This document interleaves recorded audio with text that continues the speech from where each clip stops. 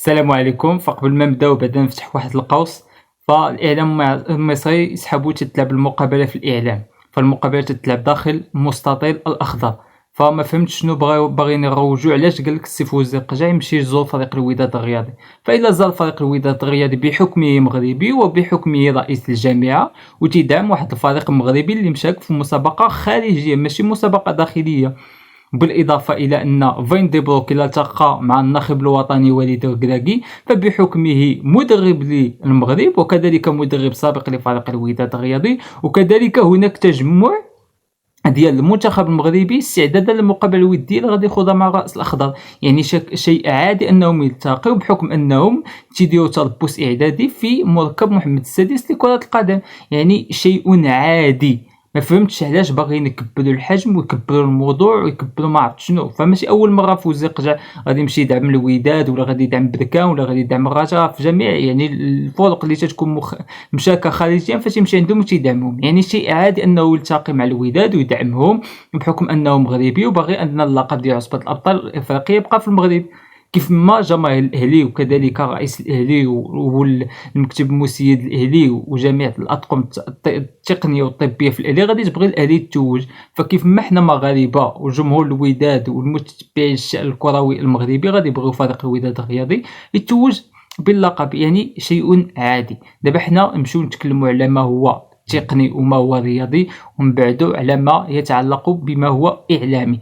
ففريق الوداد الرياضي كيف ما ذكرنا فغادي تكون عنده جوج الغيابات اللي تتمثل في كل من حمود على المستوى العمليه الجراحيه اللي دارها، وكذلك غادي يكون على المستوى المترجي. فالمترجي بواحد النسبه ضئيله ونسبه قليله يكون في البونتوج ديال فريق الوداد الرياضي، ولكن تتبقى نسبه ضئيله. ولكن فريق الوداد الرياضي بمن حضر، فجميع اللاعبين غدا اللي غادي يكونوا حاضرين باش يقودوا المقابله ويقودوا فريق الوداد الرياضي نحو المجد ونحو التتويج، فكلهم جاهزين. المقابله هذه غادي تلعب على ما هو ذهني وكذلك على كل ما هو تكتيكي.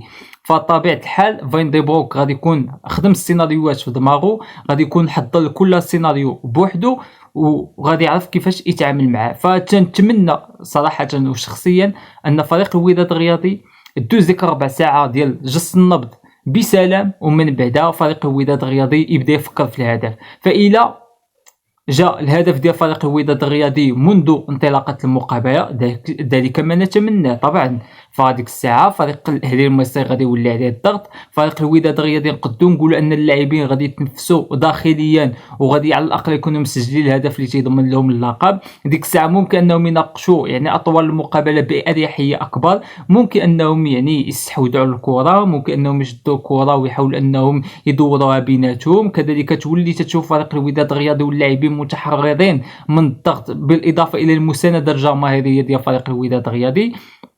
فكلشي غادي يلعب باريحيه، وكذلك غادي نشوفوا فريق الوداد الرياضي بالوجه الحقيقي ديالو. في حاله ما يعني السيناريو مشى الى التعادل السلبي يعني 0-0 في الشوط الاول، فما غادي يكون الخيار الثاني او الشوط الثاني الا انك تحاول على انك تبحث عن الهدف، ولكن بدون ديك المجازفه المبالغ فيها. يعني نغامر ولكن ماشي نغامر عاوتاني. يعني راه 45 دقيقه الا كانت في الشوط الثاني فراه 45 دقيقه هذيك، ولكن ما نمشيش عاوتاني ننتحر.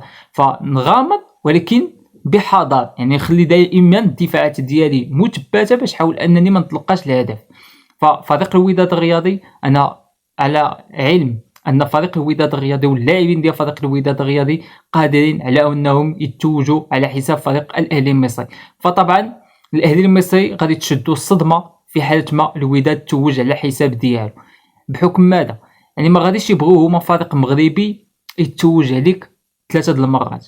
ديتي لهم لقب في 2017 وديتي لهم اللقب السنه الماضيه، وما غاديش يبغيو ان فريق الوداد الرياضي يتوج عليك باللقب المره الثانيه على التوالي والمره الثالثه على حسابه هو. داكشي علاش سمعنا ان يعني رأي يعني الخطيب يعني خصص واحد المنحه دسمه وواحد المبلغ مالي مهم اللاعبين ديال الاهلي المصري من اجل انهم يفوزوا على فريق الوداد الرياضي. فهما تيعلموا علم اليقين انه غادي يوقع زنزال.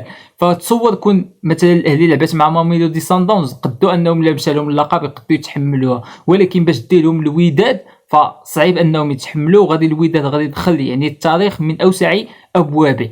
غادي يولي نمبر 1 على المستوى الافريقي. فتنتمنى ان الوداد يفكروا انهم عندهم فرصه تاريخيه، عندهم مقابله للعمر، عندهم يعني جميع الوسائل وجميع الامكانيات باش انهم يفوزوا بهذا اللقب ويهديوه للجماهير الوداديه.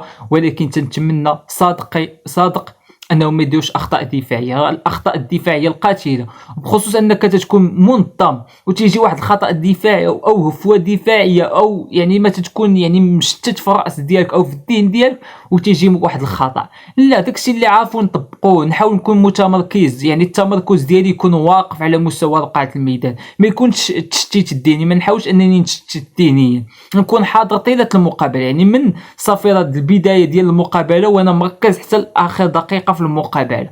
في جزء من الثانيه دير هفوه دفاعيه غادي تكلفك غالي امام الاهلي المصري، وحنا تنعرفوا انه قوي على المستوى الهجومي بحكم انه عنده بيسيطا وعنده كذلك اللاعب الشحات. فطبعا يعني كولر المدرب ديال الاهلي المصري غادي يحاول انه يشد الاروقه، بحكم ان عارف الفريق الوداد الرياضي تيمشي من تما عن طريق كل من العملود وكذلك عطية الله وكذلك يعني كل من كذلك بوهدة وكذلك أناجم واللاعب سامبو. فحاول أنه غادي يبغي يخنق لك تما الجناب، ما يخليش بيسيطا وكذلك الشحات يطلعوا بزاف ويخليهم يعني متمركزين على المستوى الدفاعي، وكذلك معلول غادي يخليه تما، وكذلك هاني تا هو غادي يثبتو تما، ما يخليش يطلع بزاف وما يخليش يلعب على المستوى الهجومي. فديك الساعة غادي يبقى لك العمق. فتنتمنى غدا من ايمن الحسوني يكون عند متمنيات الجماهير الوداديه ويخرج، وغدا ينفجر